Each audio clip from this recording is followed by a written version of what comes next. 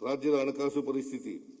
ಕರ್ನಾಟಕವು ತನ್ನ ಸದೃಢ ವಿತ್ತೀಯ ನಿರ್ವಹಣೆ ಮತ್ತು ಸಂಪನ್ಮೂಲ ಕ್ರೋಢೀಕರಣ ಸಾಮರ್ಥ್ಯದೊಂದಿಗೆ ಮುಂದೆ ಸಾಗುತ್ತಿದೆ. ಆದಾಗ್ಯೂ ಕೇಂದ್ರ ಸರ್ಕಾರವು ಜಾರಿಗೆ ತಂದ ತೆರಿಗೆ ನೀತಿ ಬದಲಾವಣೆಗಳಿಂದ ರಾಜ್ಯದ ರಾಜಸ್ವ ಸಂಗ್ರಹಣೆಗೆ ಸವಾಲುಗಳು ಎದುರಾಗಿವೆ.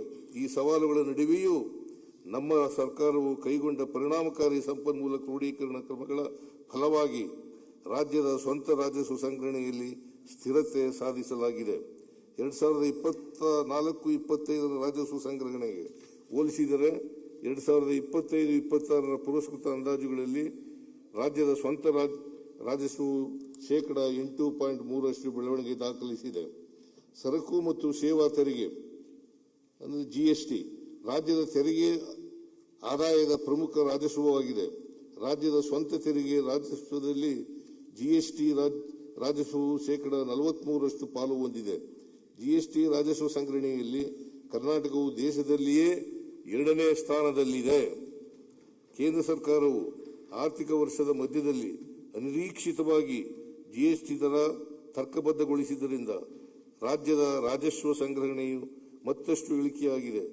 2025-26 ಸಾಲಿನಲ್ಲಿ ಜಿಎಸ್ಟಿ ತರ್ಕಬದ್ಧಗೊಳಿಸುವಿಕೆಗೂ ಮುನ್ನ ರಾಜ್ಯದ ಸರಾಸರಿ ಮಾಸಿಕ ಜಿಎಸ್ಟಿ ರಾಜಸ್ವ ಸಂಗ್ರಹಣೆಯು 10% ಬೆಳವಣಿಗೆಯನ್ನು ದಾಖಲಿಸಿತ್ತು.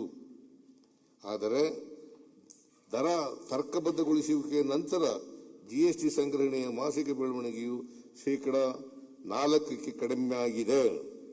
ಪ್ರಸ್ತಾವಿತ ದರ ಪರಿಷ್ಕರಣೆಯಿಂದ ಪ್ರಸಕ್ತ ಸಾಲಿಗೆ ರಾಜ್ಯದ ಜಿಎಸ್ಟಿ ಸಂಗ್ರಹಣೆಯ ಅಂದಾಜು 10,000 ಕೋಟಿ ರುಗಳ ಕೊರತೆ ಉಂಟಾಗಿದೆ. ಮುಂದಿನ ವರ್ಷದಲ್ಲಿ 15,000 ಕೋಟಿ ರುಗಳ ರಾಜಸ್ವ ಕೊರತೆಯನ್ನು ಅಂದಾಜಿಸಲಾಗಿದೆ. ರಾಷ್ಟ್ರೀಯ ಮಟ್ಟದಲ್ಲಿಯೂ ಸಹ ಜಿಎಸ್ಟಿ ರಾಜಸ್ವ ಸಂಗ್ರಹಣೆಯು ನಿರಾಶಾದಾಯಕವಾಗಿದೆ.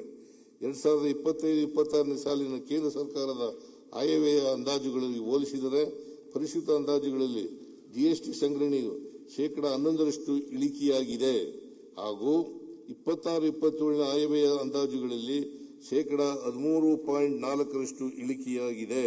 ಇದನ್ನು 2024-25 ವಾಸ್ತವ ಸಂಗ್ರಹಣೆಗಿಂತಲೂ ಕಡಿಮೆಯಾಗಿದೆ. ದೇಶದ ಜಿಎಸ್ಟಿ ಸಂಗ್ರಹಣೆಯು ಪ್ರಸಕ್ತ ಸಾಲಿನಲ್ಲಿ 1.3 ಲಕ್ಷ ಕೋಟಿ ರುಗಳು ಮತ್ತು ಮುಂದಿನ ವರ್ಷದಲ್ಲಿ 2 ಲಕ್ಷ ಕೋಟಿ ರುಗಳು ಕೊರತೆಯಾಗಲಿದೆ.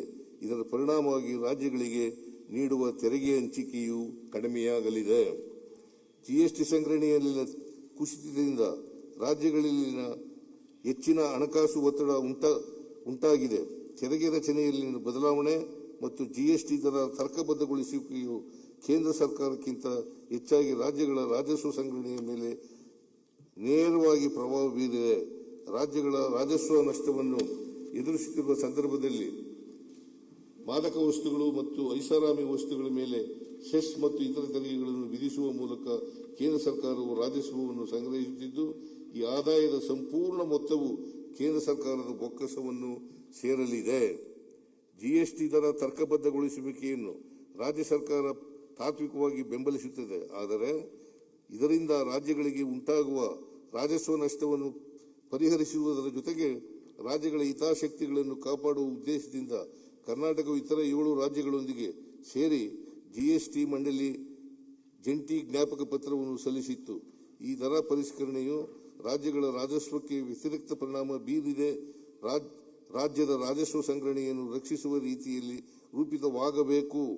ಜಿಎಸ್ಟಿ ತರ್ಕಬದ್ಧಗೊಳಿಸುವಿಕೆಯಿಂದ ಉಂಟಾಗಿರುವ ರಾಜಸ್ವ ನಷ್ಟವನ್ನು ಸರಿದೂಗಿಸಲು ರಾಜ್ಯಗಳಿಗೆ ಅಗತ್ಯ ಪರಿಹಾರವನ್ನು ನೀಡುವಂತೆ ಕೇಂದ್ರ ಸರ್ಕಾರಕ್ಕೆ ನಮ್ಮ ಒತ್ತಾಯವು ಮುಂದುವರಿಯಲಿದೆ. ರಾಜ್ಯಗಳ ಸ್ವಂತ ತೆರಿಗೆ ರಾಜಸ್ವದ ಮೇಲಿನ ಈ ನಿರ್ಬಂಧಗಳ ಹಿನ್ನೆಲೆಯಲ್ಲಿ ಕೇಂದ್ರ ಸರ್ಕಾರದಿಂದ ಸ್ವೀಕೃತವಾಗುವ ತೆರಿಗೆ ಹಂಚಿಕೆಯು ಇನ್ನಷ್ಟು ನಿರ್ಣಾಯಕವಾಗುತ್ತದೆ.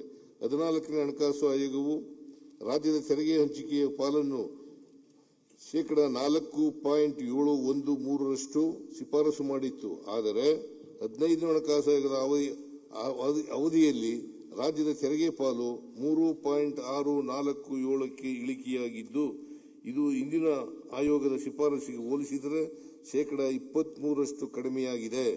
15ನೇ ಹಣಕಾಸು ಆಯೋಗದ 6 ವರ್ಷಗಳ ಅವಧಿಯಲ್ಲಿ ಒಟ್ಟಾರೆ ಸುಮಾರು 65,000 ಕೋಟಿಗಳ ನಷ್ಟ ಉಂಟಾಗಿದೆ.